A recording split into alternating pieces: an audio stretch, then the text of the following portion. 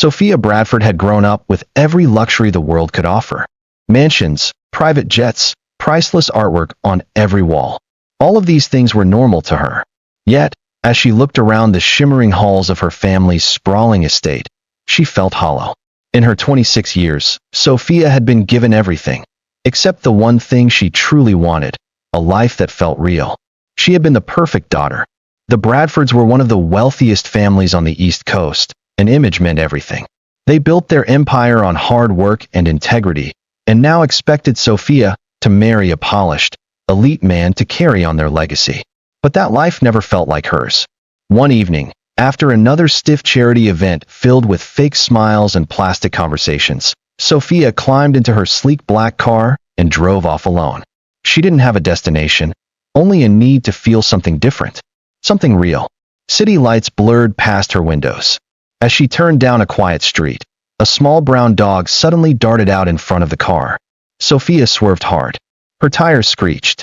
The car spun slightly before crashing into a curb. Airbags didn't go off, but her heart pounded in her chest like thunder. She sat frozen. A soft knock on the window startled her. "You okay, miss?" She turned and saw a young man with tousled hair, rolled up sleeves, and kind brown eyes. His face was smudged with dirt, maybe from work. But his smile was warm, real. Sophia nodded slowly and opened the door. "Yeah, I'm okay, I think." The man held out a hand and helped her out. "Lucky. That curb could have flipped you." "I was avoiding a dog," she muttered. "Smart dog," he chuckled. "Name's Marcus." Sophia hesitated, unsure if she should tell him who she really was. "I'm Sophie." Marcus didn't seem to recognize her. Good. For once, she wasn't the Bradford heiress. She was just Sophie. And in that moment, standing on the edge of a broken night, Sophia felt something she hadn't felt in years. A beginning. Sophia couldn't stop thinking about Marcus after that night. The city felt different the next morning. The buildings still towered, the streets still buzzed, but Sophia noticed things she had never paid attention to before. A boy chasing his sister on the sidewalk. A vendor laughing with a regular customer. People living their lives, not in private jets or behind golden gates, but in simple, messy, beautiful moments. She wanted more of that. 3 days after the accident, Sophia went back to the same neighborhood where she crashed. She parked her luxury car several blocks away, didn't want Marcus to see it and ask questions. She wore jeans and a soft gray sweater, her hair in a loose bun. She looked like any other young woman in the city. As she walked the street, she spotted Marcus working outside a small construction site. He was lifting wood onto a truck, sweat on his forehead, sleeves rolled up just like before. She stood and watched for a moment. He noticed her. "Sophie," he said, surprised but smiling. "Didn't think I'd see you again." "I figured I owed you lunch," she replied, hiding her nerves. "You know, for saving me from a curb." Marcus grinned. "Saving a lady from a curb? I should start charging for that." They ended up eating sandwiches from a corner deli, sitting on the back of Marcus's truck. It was nothing fancy. No wine glasses. No orchestras playing in the background. Just two people, talking about life. Marcus told her he had grown up in that neighborhood. His father had been a construction worker, and Marcus now worked for a small crew fixing homes and buildings. His dream was to own his own company one day, but he didn't have the money for it yet. Sophia listened, fascinated. She had met hundreds of men at fancy galas, men with polished shoes and fake laughter, but none of them talked like Marcus. There was honesty in his words, strength in his struggles. And she liked him. "I'm guessing you're not from around here?" Marcus asked. Sophia hesitated. "No, I moved to the city recently. I wanted to change." "Well," he said with a smile, "this side of town may be rough around the edges, but it's got heart." She smiled. "I noticed." The sun started to set. Sophia realized she had spent the whole afternoon with Marcus. She stood up, brushing crumbs from her lap. "I should go," she said softly. Marcus looked like he didn't want her to. "Can I see you again?" A pause. "Yes," she said. That night, back in her private suite at the Bradford estate, Sophia stared out the tall glass windows. Her parents were away at another social event. The mansion was quiet, but her heart wasn't. She was falling for a man who thought she was just an ordinary girl. And for the first time in her life, she didn't want to correct him. She didn't want to be Sophia Bradford. She just wanted to be Sophie, the girl in the city shadows. Over the next few weeks, Sophia and Marcus grew closer. Every morning, She would sneak out of her family's estate, dressed down in plain clothes, and take the subway to Marcus's side of the city. No private driver, no luxury handbags, just her, a borrowed backpack, and a freedom she never knew she needed. Marcus still believed she was just Sophie, a girl new to the city trying to find her place. He never questioned why her shoes looked expensive or why her hands had never seen hard work. He didn't judge her when she stumbled trying to hammer a nail or when she asked too many questions about building permits.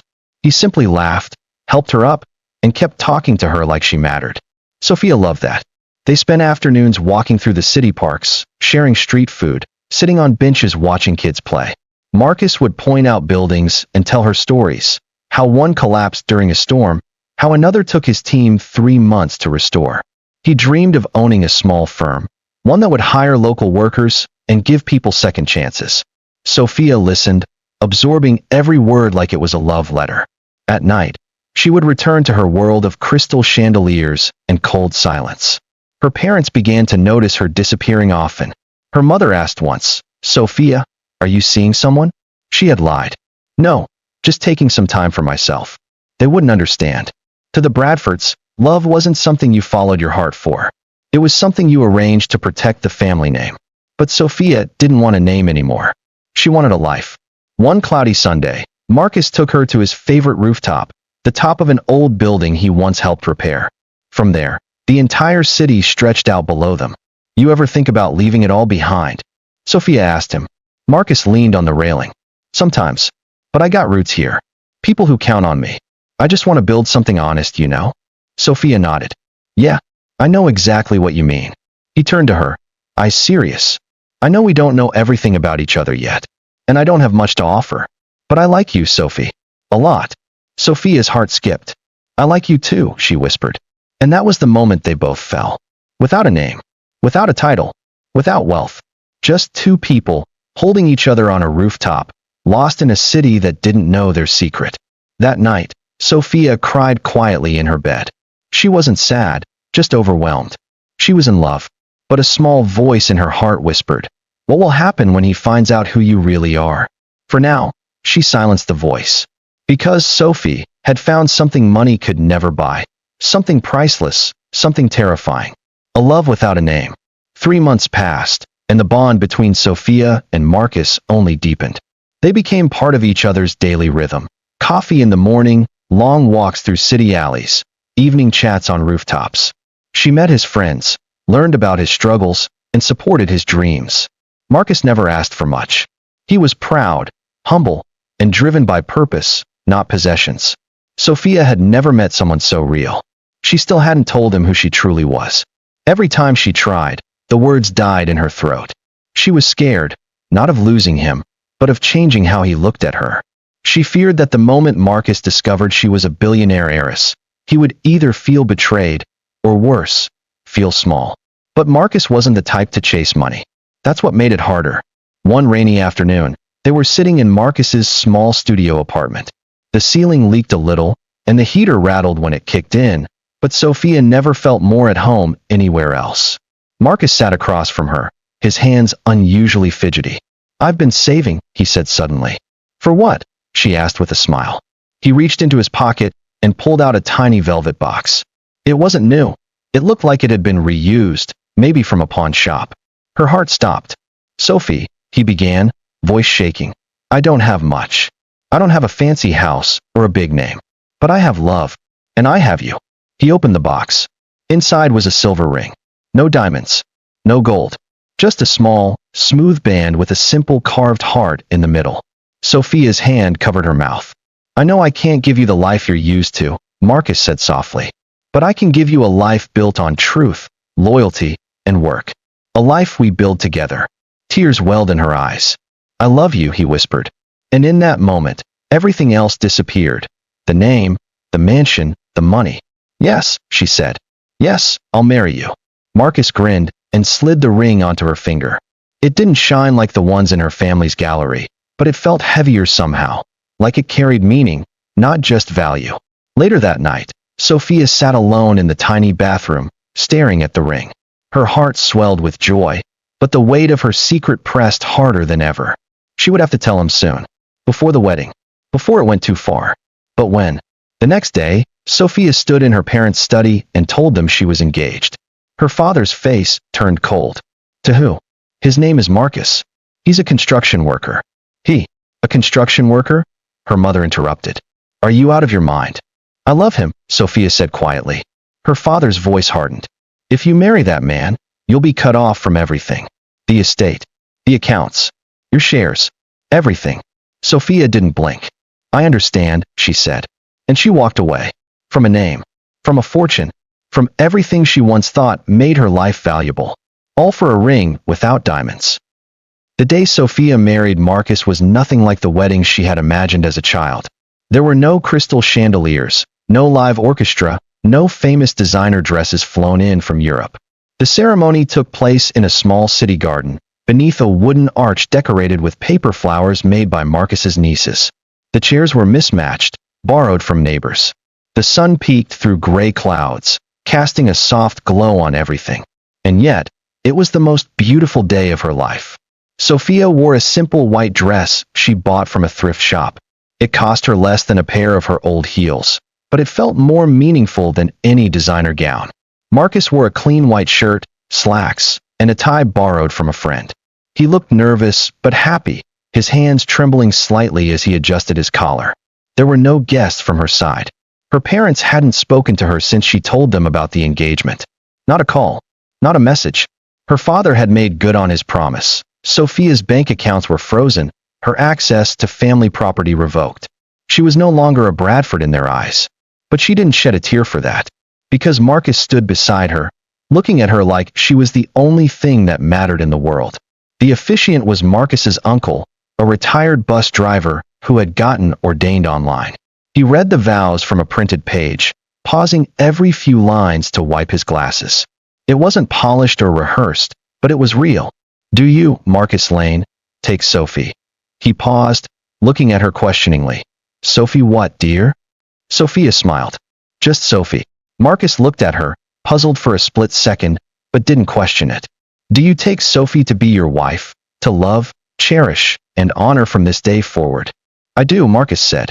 And Sophie, do you take Marcus to be your husband? She looked into Marcus's eyes and said without hesitation, I do. The crowd, about 15 people, mostly Marcus's friends and neighbors, clapped and cheered. Someone popped a bottle of cheap champagne. A little boy ran up with a flower crown and placed it awkwardly on Sophia's head.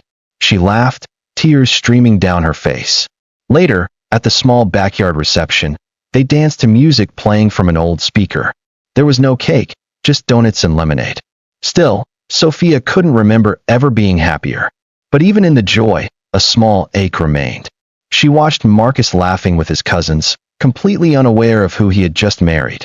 He didn't know that the woman in his arms used to own buildings taller than the ones he worked on. He didn't know that she once traveled in jets, wore jewelry worth more than his entire apartment building. And he didn't know the name she'd left behind to be here. Sophia Bradford. She had promised herself she'd tell him the truth after the wedding. But now that they were husband and wife, the moment felt even more terrifying. For now, she allowed herself one more day of peace. One more day of pretending that love alone was enough. Because love, not guests or gold, had built this wedding. And tomorrow, reality would knock. The honeymoon wasn't on a beach in Greece or a villa in Tuscany. It was a weekend stay at a modest bed and breakfast just outside the city. The sheets were scratchy, and the hot water barely lasted 10 minutes. But Sophia didn't complain. She was with Marcus. And for a little while, that was all she needed. But something heavy was building inside her. A weight she could no longer carry quietly. On the third night, as they sat on a creaky porch swing, watching the city lights in the distance, she turned to him. Marcus, she said softly, can I tell you something? He looked at her, his hand wrapped gently around hers. Of course. She opened her mouth, heart pounding, but the words refused to come. Instead, she swallowed them again. It's just, I'm really glad we did this. I've never been this happy. Marcus smiled. Me too. I know it's not a palace, but I'm going to work harder than ever now. Build us a better future. Sophia nodded, but guilt swirled in her chest like a storm. She didn't tell him. When they returned to the city, reality greeted them without mercy. The rent on Marcus's apartment was overdue. His construction job had been delayed due to supply shortages, and money was running low. He assured Sophia he had it under control, but she saw the stress in his eyes. He stayed up, late working extra shifts, and came home exhausted. Sophia wanted to help. She could solve everything with one phone call, one check, but she had been cut off completely. The only money she had left was the small amount she had saved from helping part-time at a bakery under a different name. She offered to take a job. Marcus hesitated at first, but finally agreed. "I just don't want you to feel like you have to fix everything," he told her. "We'll get through this together." And so, the billionaire heiress who once dined with senators and celebrities now served coffee and cleaned tables in a corner cafe. She didn't tell anyone who she was. She didn't need to. The work was hard, but it felt good. Real. She was no longer floating above the world. She was part of it. Still, Marcus started to change. The stress of unpaid bills and cheap meals chipped away at his smile. He grew quieter, more tired, and sometimes distant. Sophia would reach for his hand, and he'd pull it away without noticing. One night, he came home frustrated after being passed over for a promotion at work. "I'm doing everything I can," he muttered. "But it's never enough." "You are enough," Sophia said, placing a hand on his arm. He pulled away. I wish things were easier." She wanted to tell him then. Wanted to scream. "I could make things easier. I could buy us a home. Start your business. Clear our debts." But her silence had gone on too long. Now, the truth felt like a betrayal. She watched him go into the bedroom, closed the door behind him, and she sat alone in the kitchen, staring at her silver ring. No diamonds. No sparkle. Just weight. The weight of truth. Time passed, and so did the laughter. The small apartment that once felt like a warm retreat began to feel tighter, colder. Bills piled up. The fridge stayed half empty. Marcus worked longer hours, and Sophia took double shifts at the cafe. But no matter how hard they tried, life kept pressing harder. One night, the kitchen sink burst. Water flooded the tiny floor, and they scrambled to stop the leak. Sophia slipped and landed hard on her elbow. Marcus, already frustrated from a long day, snapped. "This place is falling apart, just like everything else." Sophia stood in silence, holding back tears as Marcus tossed the broken pipe aside and stormed out. It wasn't the first time he raised his voice. It wasn't violence. It wasn't cruelty. But it was something new, something that scared her more than anger, disappointment. In himself, in their life, maybe even in her. The cracks were starting to show. Later that night, Marcus returned and sat beside her without saying a word. He placed his calloused hand on hers and sighed deeply. "I'm sorry," he whispered. "I shouldn't have yelled." Sophia nodded. "I know things are hard. I just thought marriage would feel different," he said quietly. "I thought we'd be building something together. But it's like, we're just trying to survive." His words sank into her chest like stones. She had built empires in her past life, managed millions, sat in boardrooms. Yet here, she was powerless to fix the one thing that mattered. "Love, maybe I'm holding you back," he added, barely above a whisper. Sophia's head snapped up. "Don't say that." "I mean it," he said.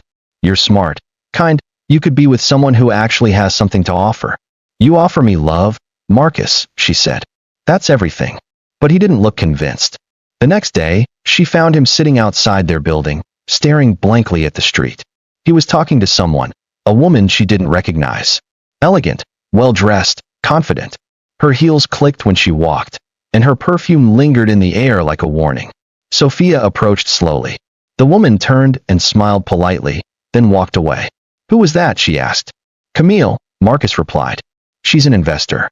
She's helping one of the guys at work start a construction firm." "She seemed friendly," Sophia said carefully. Marcus didn't respond. He just looked down at his hands. That night, he talked about Camille again. "She knows people. Has contacts. She said I could shadow one of her projects next month." Sophia tried to smile, but something felt wrong. There was an excitement in his voice she hadn't heard in weeks. Not when he looked at her, not when he talked about their life. She brushed her hand along his back, but he didn't lean in the way he used to. Instead, he said, "I just want to feel like a man again." And with that, he turned away, leaving Sophia staring at the wall, heart aching. The wall hadn't collapsed, but cracks were growing. And love, like buildings, could only withstand so much pressure. Camille was everything Sophia wasn't, at least, not anymore. She was tall, sharp, and walked like she owned the ground beneath her. Her nails were always done, her clothes were expensive but effortless, and she knew the right things to say to the right people. She had charm, money, and power. And most dangerously, she noticed Marcus. It started as business. Camille had inherited a few commercial properties from her late father and was building a real estate portfolio. She had a team of contractors, but needed someone she could trust to oversee smaller jobs. Someone honest, reliable, someone like Marcus. Marcus was flattered, grateful even. No one had offered him this kind of opportunity before. Camille talked to him like he was a man with potential, not just another struggling worker. "Your wife must be proud," she said once, sipping her drink. Marcus shrugged. "She's supportive." Camille tilted her head. "Supportive is good. But are you happy?" He didn't answer. The truth was, his home life felt heavier each week. He and Sophia barely talked about anything besides bills and survival. She worked long hours, and when she came home, her smiles didn't reach her eyes anymore. They were both tired, of fighting, of pretending it was fine. Camille didn't judge him. She just listened, and that made her dangerous. One afternoon, she invited Marcus to an investor's luncheon at a luxury hotel uptown. "Just to network," she said. "We're something sharp." Marcus didn't want to tell Sophia. Not because he was hiding something, but because he didn't know how to explain it without hurting her. So he didn't. Sophia found out the next evening when she stopped by Marcus's job to surprise him with lunch. One of the crew members casually mentioned, "He's with that fancy lady again. You know, the investor woman. Dressed up real nice for some big meeting." She stood still for a moment, the paper bag in her hands suddenly heavy. When Marcus came home that night, she didn't say anything. She just placed the untouched lunch on the table and walked into the bedroom. Marcus followed. "You're upset. I brought you lunch. You weren't there. I had a meeting with Camille. It was work. You could have told me." "I didn't think it mattered," he said quickly, then regretted it immediately. Sophia turned. "Didn't think it mattered?" He sighed. "Look, I'm trying to build something here. For us. She's giving me a chance, something no one else is offering." "And what am I offering?" she asked quietly. "Just love." He didn't respond. And that silence hurt more than words ever could. That night, she stared at the ceiling, wondering if love was enough when the world demanded more. Marcus lay beside her, but it felt like he was already somewhere else. Maybe with someone else. Because while Sophia once ruled over luxury and gave it all up for love, now, love was being measured against someone who still had luxury to give. And in the game of appearances, the beauty from uptown was playing to win. Marcus had never been inside a room like the one Camille brought him to. It was a high-rise office with floor-to-ceiling windows that looked out over the city skyline. The table was glass, the chairs soft leather. The air smelled like money, like success. There were no broken pipes here, no overdue rent notices, no flickering kitchen lights. Just silence, wealth, and power. Camille was waiting, dressed in a sharp black suit, her heels clicking against the marble floor as she walked toward him. "You clean up nicely," she said with a smirk. Marcus adjusted the blazer she had helped him pick out. He had never worn anything this expensive. The suit had cost more than a month's rent, but Camille had insisted on paying for it, calling it an investment in your image. Today was a business presentation. Camille was trying to pitch a new luxury condo project and wanted Marcus there as her on-site project consultant. It was a title he didn't fully understand, but when he spoke, people actually listened. That feeling was addicting. She poured him a drink after the meeting, a glass of something golden and smooth. "That went well," she said. "They liked you." Marcus grinned. "I'm not used to this world." "You should be," Camille replied. "You belong in it." He paused. "I don't know. I've got responsibilities." "My wife." Camille leaned back, crossing her legs. "Your wife doesn't want you to succeed." "She supports me," Marcus said quickly. "But does she inspire you?" Camille asked. "Push you? Match your ambition?" Marcus didn't respond. Because deep down, he didn't know anymore. He loved Sophia, truly. But lately, their life had been nothing but struggle. Every day felt like a fight to breathe. Camille offered a different path. A shortcut to the life he once dreamed of, a life filled with progress, confidence, and power. She reached out and straightened his collar gently.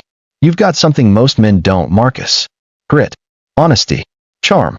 And you've got me." The silence in the room stretched dangerously. Back in their apartment, Sophia was scrubbing the floor. The kitchen faucet had started leaking again. The plumber quoted $150. They didn't have it. She rubbed her temples, exhausted. Her shift at the cafe had been brutal. Her manager had yelled at her for showing up late by 5 minutes. She had bruises on her fingers from stacking crates. And now, she was alone. Again. Marcus didn't text. Didn't call. She didn't even know where he was. Her mind wandered back to the life she had left behind. The mansion. The driver. The chefs. Her parents may have been cold, but life had been manageable. Predictable. Now, she wasn't sure if her marriage was built on love, or just the hope that love would be enough. She looked down at her simple silver ring. It no longer comforted her. It reminded her of everything they didn't have. And then she wondered, was Marcus starting to feel the same way? Marcus got home late that night. His cologne smelled different, stronger. Expensive. Not as usual. You're late, Sophia said quietly. He shrugged. Meeting ran long. With Camille? Marcus hesitated. Yeah. Sophia didn't push. She simply nodded and walked away. In that silence, Marcus felt a strange emptiness crawl into his chest. He had tasted gold, but he was beginning to understand. Gold came with a price. The letter was short. Too short for what it meant. Sophie, you deserve better than what I've been able to give you. I thought I could be enough, but I keep failing. I need space to think. Don't wait for me. Marcus. Sophia found it on the kitchen table, next to his coffee mug and the ring. Yes, the ring. The same silver band that once meant forever now sat cold and still, like it never belonged to her in the first place. She read the note again. And again. Her hands trembled, but her tears didn't come. Not right away. Instead, her body moved on autopilot. She picked up the ring, placed it in her pocket, and walked to the small couch where they used to sit together. It felt like an empty stage now. The air was silent, but her heart was screaming. Marcus stood in a hotel lobby uptown, suitcase in hand. Camille had arranged everything. She booked him a suite at a luxury hotel. A place to rest and reset, she called it. He stared at the polished marble floors beneath his feet, the golden elevators, the uniformed staff who greeted him like he belonged here. A part of him felt sick, but another part felt alive. He had never lived like this before. No leaks, no arguments about money, no cold leftovers. Just peace, power, and options. Camille welcomed him with a glass of champagne. To new beginnings, she said, clinking her glass with his. Marcus took a sip and nodded, but the taste burned. He had told himself this wasn't betrayal. He was just taking time. A break. But deep down, he knew he had left her. Not with honesty. Not with dignity. Just a note and a ring. Back in the apartment, Sophia finally broke. She slid down the wall and cried until her throat ached and her chest felt bruised. All she had left was a leaking faucet, a part-time job, and a broken heart. And yet, she didn't call her parents. She didn't run back to the Bradford mansion. She didn't beg Marcus to return. Instead, she sat there with her pain and let it shape her. The next morning, she woke up swollen-eyed but strong. She cleaned the apartment. She tossed the half-empty boxes of food he liked but never finished. She returned the coffee mug to the cupboard and folded his shirts into a bag. She didn't throw away the ring, but she didn't wear it, either. She placed it in a drawer and shut it tight. A week passed. Then two. No call. No message. Not a single word from Marcus. Sophia stopped waiting. She went to work. Took double shifts. Paid rent late, but paid it. She walked past the places they used to go, not because she missed them, but because they were part of the city now. Part of her story. One evening, as she sat on a bench outside the cafe during break, a young couple walked by, holding hands and laughing. She smiled, not with bitterness, but with understanding. Love was never guaranteed, not even when you gave up everything for it. Marcus had walked away, chasing a life she had once rejected. But Sophia? She was still standing. Broken, yes, but still standing. And sometimes, survival is the strongest kind of love. The first rain of autumn fell hard over the city. The streets shimmered in silver puddles.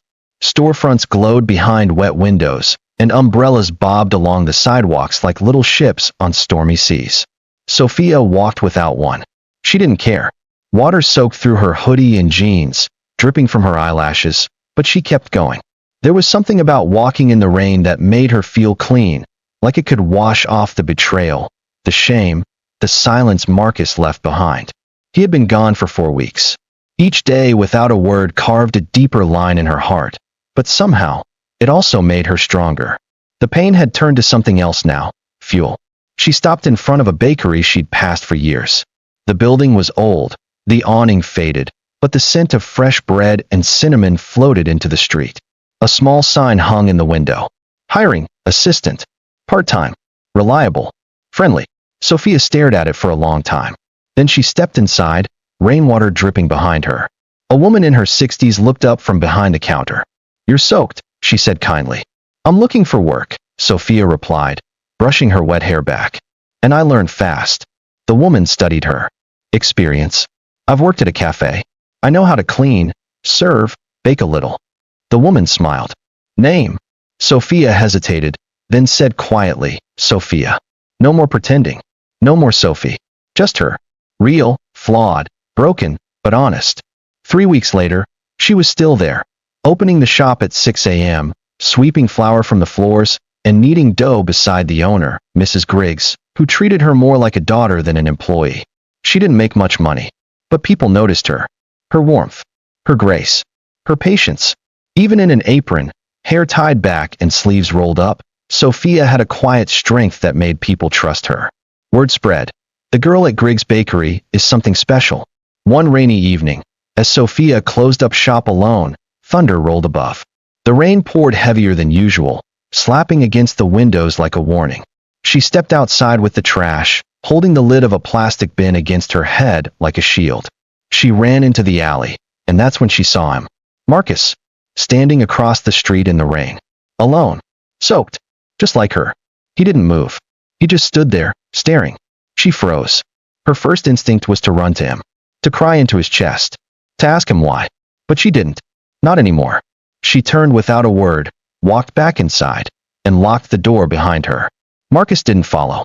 He stood there for a while, watching the lights turn off one by one. Then he sat on the curb, letting the rain hit his face. He reached into his pocket and pulled out the ring, the one he had left behind. His hands shook.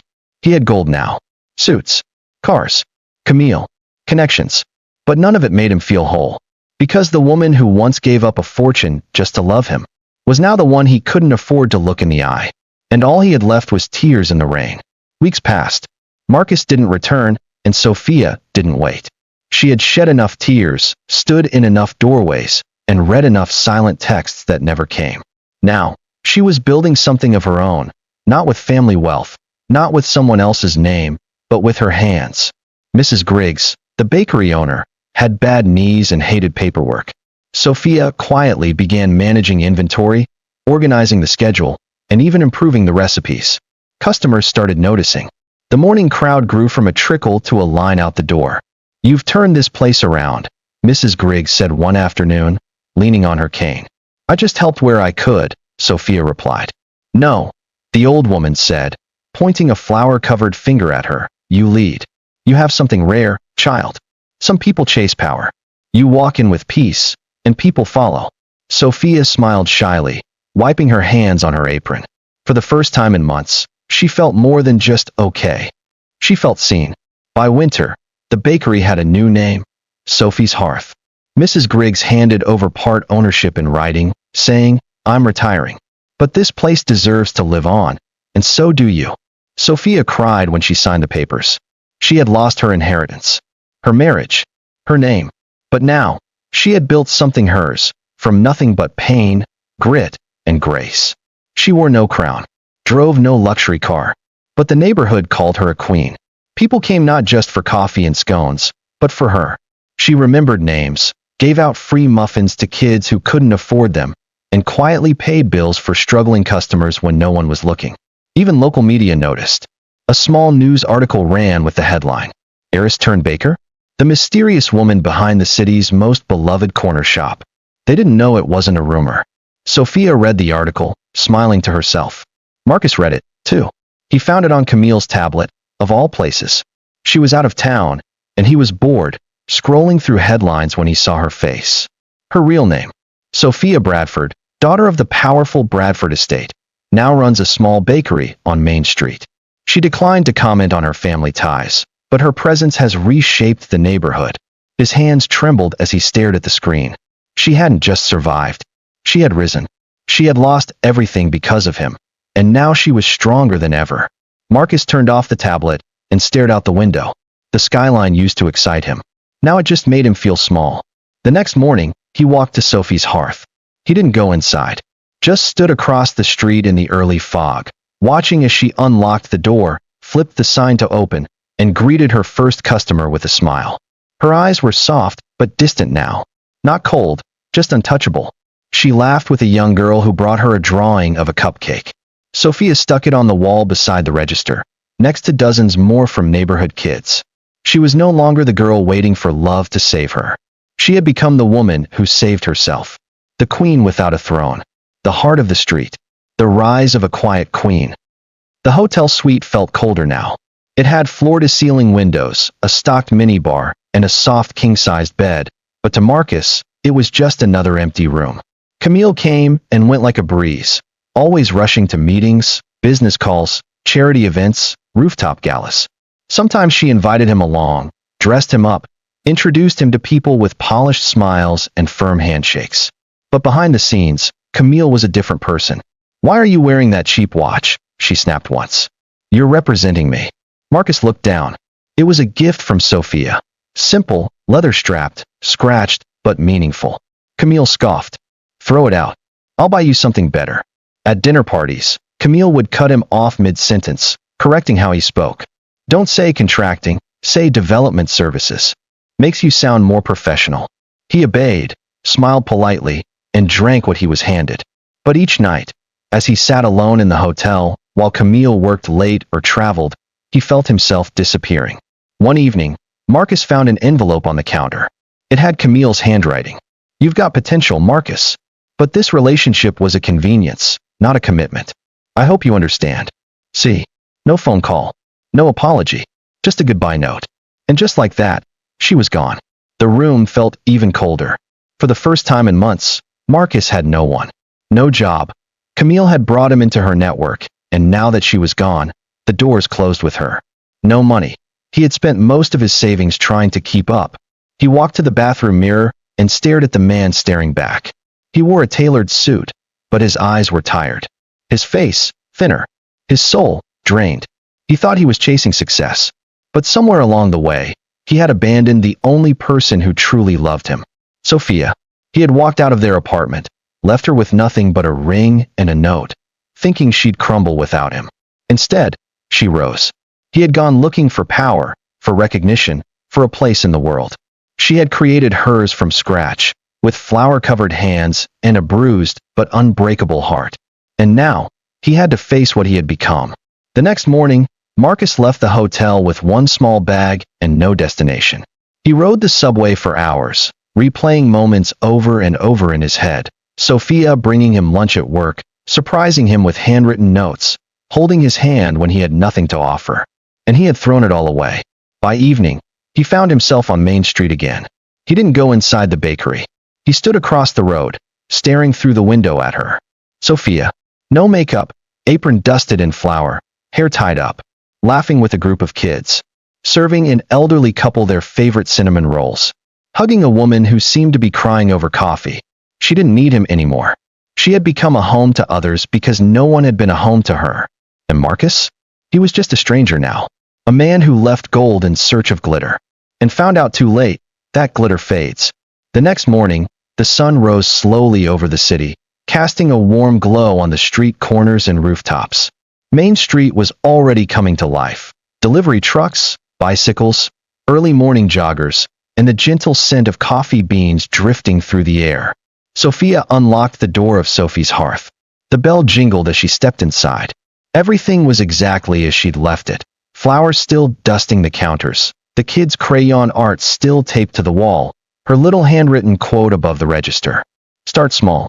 Stay kind. Rise strong. It had become the shop's motto. Customers even quoted it to her now. She tied on her apron, started the coffee machine, and pulled out the first tray of warm croissants. The bell rang again, early customers. But when she looked up, her breath caught in her chest. It wasn't a customer. It was Marcus, wearing a plain hoodie. No watch. No swagger. Just him. He stepped in slowly, removing his cap. "Morning," he said quietly.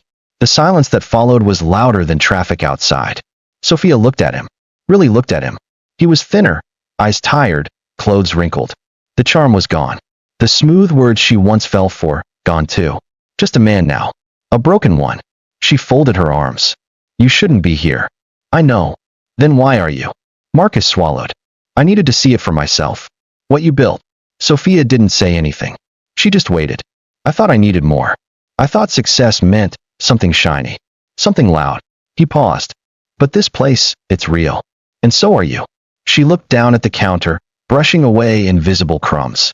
He stepped closer. I was wrong, Sophia. About everything.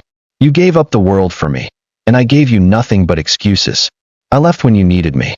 And then I watched you build all this. Without help. Without hate. Without begging.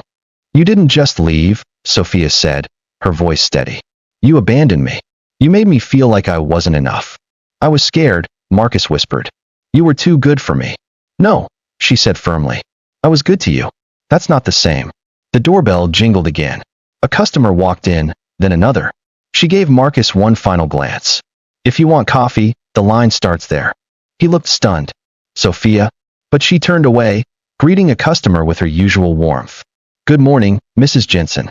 Your usual. Marcus stood there for a moment, then stepped aside. He waited in line like everyone else. Because here, in this small cafe on Main Street, Sophia was no longer someone's wife. She was someone's hero, and Marcus was just another name in the crowd. That afternoon, the city felt warmer than usual. The sidewalks buzzed with energy. Sophia stood behind the counter at Sophie's hearth, sleeves rolled up, hair tied high, and apron smudged with flour. She moved with quiet confidence, checking the register, laughing with customers, guiding her new assistant on how to knead the cinnamon rolls just right. It felt like any other day, until she looked up and saw a tall, sharp-shouldered figure standing by the window. For a moment, she thought her eyes were playing tricks on her. But no, she knew that posture, that air, that perfectly styled hair. Her mother, Evelyn Bradford, wearing pearls in the middle of the day, dressed in soft beige and satin gloves, as if the dust of city streets couldn't touch her. She stepped inside the bakery like it was a courtroom. The entire place seemed to pause. Even Sophia's assistant froze. Sophia took a breath and walked out from behind the counter. Mother. Evelyn gave a tight smile. Sophia. For a few seconds, neither of them spoke. Then Evelyn's gaze swept across the little cafe, customers reading books, kids coloring at the corner table, shelves lined with jam jars and bread loaves. So this is it, Evelyn said. The empire you chose. Sophia kept her tone calm. Yes. And I didn't build it for a headline. You could have had anything. Everything. We protected you from the world your whole life. No. Sophia said gently but firmly. You protected me from the truth. That I didn't want any of it. The money. The name. The mansion. It never made me happy. And Marcus? Evelyn asked, arching an eyebrow. Was that happiness?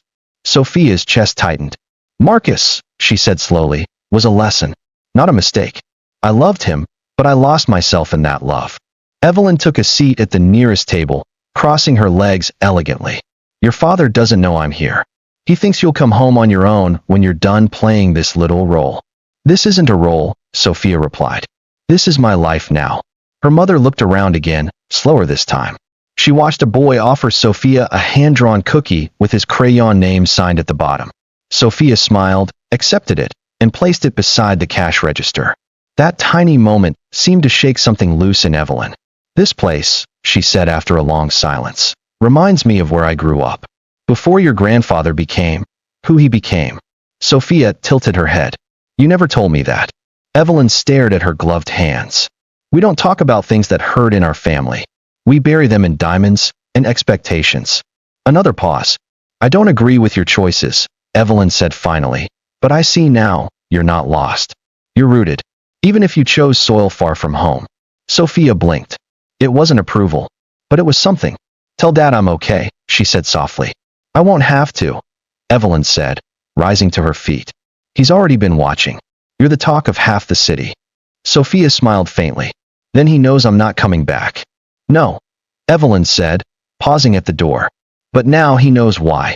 2 days after Evelyn's surprise visit, a journalist stopped by Sophie's hearth. He was young, polite, and clearly nervous. "Hi," he said, shifting a notebook in his hands. "I'm writing for City Pulse. We're doing a piece on local businesses with a big impact. People keep mentioning your name." Sophia glanced at the queue behind him. "This isn't a publicity spot. It's a bakery."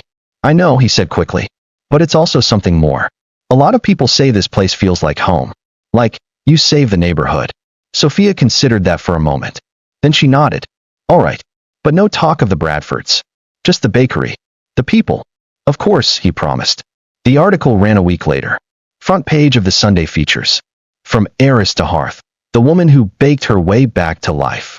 Despite her request, the writer had dug deep, mentioning Sophia's family name, the rumors about Marcus, even her quiet influence on the street. The article painted her not as a victim, but as a visionary. In a world where wealth and success are often loud, Sophia Bradford chose silence, struggle, and service. The result?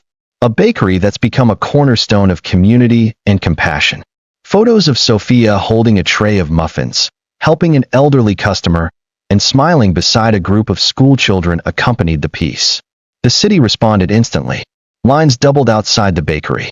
Local television picked it up.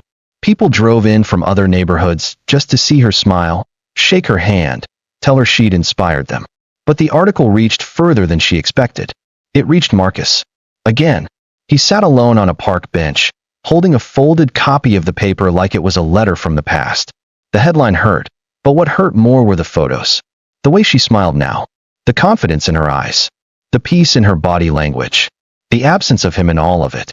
He didn't know this version of Sophia. She was no longer the woman who'd cried when he left. She was no longer waiting. It reached Evelyn Bradford, too. She read the article at her breakfast table in the family estate, a steaming cup of Earl Grey beside her. Across from her, Mr. Bradford didn't say a word. He just stared at the photo of their daughter, flower on her cheek, arms crossed, smiling like she owned the world. Evelyn turned the page slowly. "She didn't come home," she said, "but she built one." Mr. Bradford said nothing. But later that evening, he pulled out an old photo of Sophia as a little girl in the kitchen, covered in cake batter, grinning at the camera. Maybe the signs had always been there. Maybe money had made them blind.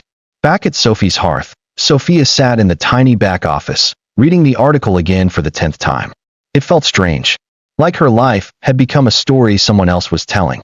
But then she looked at the photo taped on the wall, her and Mrs. Griggs on opening day, holding a fresh loaf of bread between them, and smiled. This wasn't about fame. It was about freedom, and no one could take that from her again. Marcus didn't sleep much after reading the article. He walked the streets long after dark, replaying memories like old movies. Him and Sophia laughing over instant noodles in their small apartment, her humming while folding laundry, her eyes when he told her he was leaving. He kept hearing her voice in that bakery. "You didn't just leave. You abandoned me." That line kept circling his mind like a storm. By morning, he had made a decision. He wasn't going to win her back. He wasn't going to ask for another chance. That ship had sailed, and it was his fault it sank. But he could do something else. He could make it right.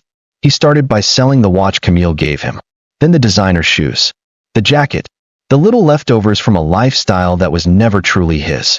He used the money to pay back the landlord of the apartment he had fled from. Sophia had covered the rent the last month before their lease ended. Next, he walked into a job site near the harbor. It was construction, honest work, something he hadn't done in years. "You have experience?" the foreman asked. Marcus nodded. "A bit rusty, but I learned fast." The man looked at his hands, soft, no calluses. But his eyes were steady. "All right," the foreman said. "Start tomorrow. Bring gloves." The days that followed were hard. Blisters, sweat, rain, dirt. But Marcus showed up every morning before the sun. He didn't talk much, just worked. He stopped caring about appearances, stopped looking for shortcuts. Something was shifting inside him. He still thought about Sophia every day, but now with less guilt, more respect. She had figured out who she was. Now it was his turn. One Friday afternoon, after a long shift, Marcus found himself back on Main Street. Not to visit, just to walk by. But the line outside Sophie's hearth was short, and for the first time in weeks, he gathered the courage to go inside. Sophia wasn't behind the counter. Her assistant, Maya, recognized him and gave a cautious nod. "She's in the back. I'll let her know." He didn't expect her to come out, But she did, still wearing her apron, a streak of flour on her cheek. No makeup, just Sophia. She looked at him, then at his clothes, dusty boots, a faded jacket, hands still red from lifting concrete. You working? She asked calmly. He nodded. Construction, down by the harbor. She leaned against the counter. What do you want, Marcus? He swallowed. Not forgiveness. Not another chance. Just to say I see it now. Everything you were. Everything I wasn't. You built something beautiful. I didn't know how to value that before. Sophia was quiet for a long time. Then she said, I didn't build this for revenge, you know. I know. I built it so I'd never have to rely on someone who doesn't see me again. He nodded. She looked him in the eye. You look tired. I am. She hesitated, then grabbed a paper bag and slid it across the counter. It's on the house. But just this once. He smiled faintly. That's fair. He turned to leave. Marcus. He turned back. Keep showing up for yourself, she said. Even if no one's watching. That moment, simple, quiet, real, stayed with him for a long time. The cafe closed early that Sunday.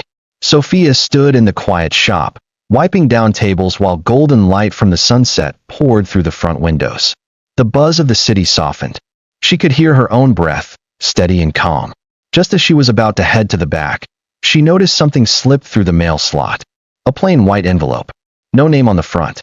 Curious, she picked it up, opened it carefully, and unfolded the single page inside. The handwriting was neat, thoughtful, a bit shaky. It wasn't from Marcus. It was from Camille. Sophia, I owe you something I should have given a long time ago, truth. Marcus never told me the full story, and I never asked. I saw a man full of regret and ambition, but I didn't ask why he carried both at once. By the time I learned who you were, I had already played my part in pushing him away from you. I won't pretend to be innocent, but I didn't steal him. He gave himself away, piece by piece, until there was nothing left worth keeping. You were never the one lacking. You were always the one building. I know it's not my place, but I've walked away from Marcus. Not in anger, but because I finally understood. I wasn't the one he wanted to be beside. I was the place he ran to when he didn't know who he was. You deserved more than that. More than him. More than me. I'm leaving the city. I need to figure out who I am, outside of power and presentation. But before I go, I wanted you to know something. You didn't lose. You just let go of what was never meant to stay. And somehow, you became more. Camille. Sophia read the letter twice. Then a third time. She sat down in the front booth, her favorite spot, watching the last light dip behind the skyline. She felt something she hadn't felt in a long time. Peace. It didn't come from validation or revenge. It came from the simple, quiet realization that life had come full circle. Camille had once been the symbol of her deepest betrayal. Now, she was walking her own road, searching for something real, just like Sophia once had. Sophia folded the letter gently and tucked it into her apron pocket. As she stood up to close the blinds, she heard a knock at the glass. It was her landlord, Mr. Peters. He grinned. Sorry to drop in late, but I've got something that might interest you. He handed her a folder. She opened it, and her eyes widened. The empty store space next door, which had been vacant for years, was now being offered to her. You've done more for this street than any business I've ever seen, Mr. Peters said. I figured it's time to give you room to grow. Think bakery school, or a second dining area, or whatever dreams next. Sophia looked at the folder, then at him, then back at the soft glow of her little cafe. She'd once been the girl with everything, then the woman with nothing. Now, she was something else entirely. A builder, a survivor, a leader. The morning of the grand opening felt like a new season had arrived, not just in weather, but in Sophia's life. The once empty space next to Sophie's hearth had been transformed over the past few months. With the help of a few trusted friends, some quiet investors, and her own savings, Sophia had expanded.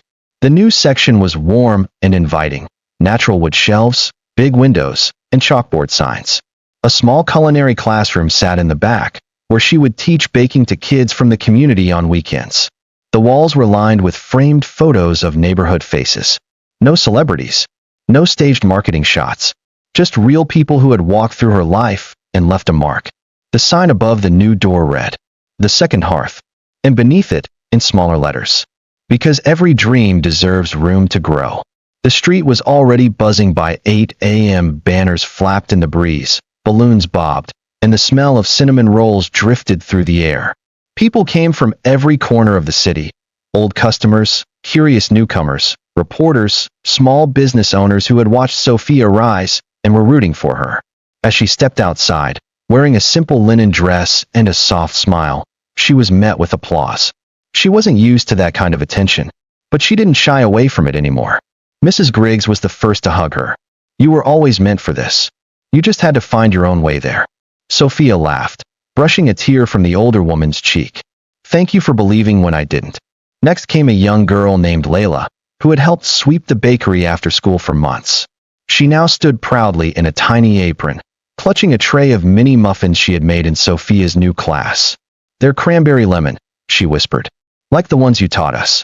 Sophia crouched to her level. "They smell amazing. Are you ready to be famous?" Layla nodded fiercely. Around noon, a few familiar faces from the business world arrived. Investors, former colleagues of her father, even the editor of City Pulse, who had helped spark the bakery's fame. And just when she thought the crowd couldn't surprise her anymore, her father appeared. Mr. Bradford stood at the edge of the gathering, not in his usual tailored suit, but in a simple gray jacket and loafers. No security, no driver. Sophia met his gaze. He didn't speak at first, just looked around, the shop, the sign, the people laughing and dancing in the street. Finally, he said, "This is yours." Sophia nodded slowly. "All of it. Without shortcuts. Without your name." He nodded back. "That's what makes it better." It wasn't a full apology, but for a man like him, it was more than she ever expected. And somehow it was enough. Later that evening, as twilight painted the city in pink and gold, Sophia stood behind the counter once more, this time in the second hearth, and looked out over the sea of customers enjoying homemade bread and tea. There was no spotlight, no red carpet, just the quiet, beautiful noise of a community built not from power, but from purpose. She felt her phone buzz in her apron pocket. A text from an unknown number. "You don't know me, but I read your story. I left a marriage last week because of it. Thank you. Kay." Sophia didn't know who Kay was, but she smiled. She was beginning to understand that what she had built was more than a bakery. It was a voice. The bakery was closed for the day. Rain tapped gently on the windows of the second hearth as Sophia sat alone at one of the corner tables, sketching ideas for a cookbook she had been thinking about for months. The shop smelled like fresh bread and vanilla, warm, familiar, comforting. Outside, the street was quiet. Most people had gone home. The neighborhood had changed over the last year. New shops, more foot traffic, safer, brighter. People said it was because of her. Sophia always gave credit to the community. She looked up from her notebook to sip her tea when she saw him, standing just outside the door, dripping wet, motionless. "Marcus." She blinked, unsure if she was seeing a memory. But he didn't vanish. He was older now, not just in age, but in posture, in the way he held his shoulders. He wasn't wearing designer clothes. No tailored coat, just jeans, boots, and a soaked flannel shirt. He looked humbled. He stepped inside, slowly, quietly. Sophia didn't move from her seat. They stared at each other for a long moment. "I didn't come for anything," Marcus said, voice low. "Not this time." She nodded, silently. I've been thinking about how I ran when it mattered most, and how you stayed, built something. You've changed this place. You changed me, and you don't even know it." He took a step closer, but not too close. "I work nights now. Welding. My hands aren't soft anymore. I moved out of the city for a while, but I always kept reading about you." Sophia placed her cup on the table, eyes steady. "I'm not angry anymore," she said. "But I'm not waiting either." "I don't expect you to," he replied quickly. "I just wanted to tell you one thing, before I disappear again if I need to." She waited. "I didn't lose you the day I left," Marcus said, his voice cracking. "I lost you the day I stopped being someone you could believe in." Sophia's eyes softened. He continued, "But seeing you now, I believe in you. And I'm trying to become someone I can believe in, too." A silence settled between them. The rain outside grew heavier. Finally, Sophia stood, walked over to the counter, pulled out a bag, slipped 2 pieces of walnut bread inside, his favorite. She handed it to him gently. "No promises," she said. He nodded, swallowing emotion. None asked. He stepped back toward the door, hesitating for only a moment. "You ever think, maybe we weren't supposed to end? Maybe we were just supposed to pause?" Sophia gave him the faintest of smiles. I think, she said, some stories are worth finishing, and others are worth letting grow unfinished. He took the bread, tucked it under his arm, and stepped out into the rain. Sophia returned to her table, sat down, and picked up her pen again. She wasn't sure what came next. A new chapter? A new beginning? Or maybe just another quiet day in the city, in a bakery that had become more than a business. It had become a symbol of letting go, of building back, of choosing self over everything else. To be continued. Stay tuned for season 2 of the story, perhaps titled The Heiress Who Chose Herself, or After the Hearth.